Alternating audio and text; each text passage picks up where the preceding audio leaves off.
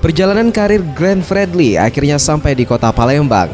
Lewat tembang romantisnya, Glenn mampu membius ratusan penggemarnya di Ampera Convention Center. Lewat lagu andalannya, Terserah, Kisah Romantis, Kasih Putih, You Are My Everything. Menurut Glenn Fredly, Palembang merupakan kota ke-19 yang disinggahinya dalam rangkaian turnya setelah Lampung.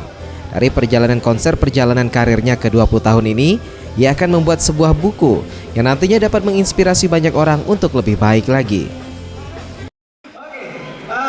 Perjalanan 20 tahun nggak gampang buat saya dan tapi saya senang karena ini adalah kota ke-19 dari rangkaian 20 titik yang saya jalani dan kalian apa ya, saya ini akan jadi kota yang akan masuk dalam saya akan punya cerita sendiri dan karena saya akan merilis buku saya yang bercerita tentang perjalanan tur ini dan mudah-mudahan buku ini bisa dibaca oleh generasi nanti 10 tahun, 20 tahun depan lagi bahwa ada.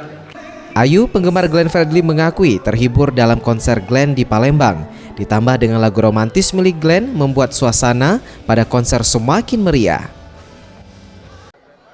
Ya sangat seru ya, walaupun pertama-pertamanya kita kira sepi gitu, ternyata rame dan asik banget, ya kan?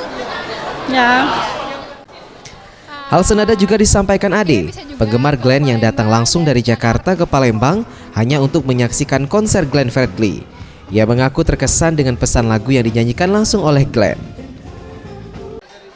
Iya, aku langsung dari Jakarta, dari Jakarta jauh-jauh hari, sempat minta izin sama dokter, sempat nggak boleh ke sini ke Palembang, sempat cemas.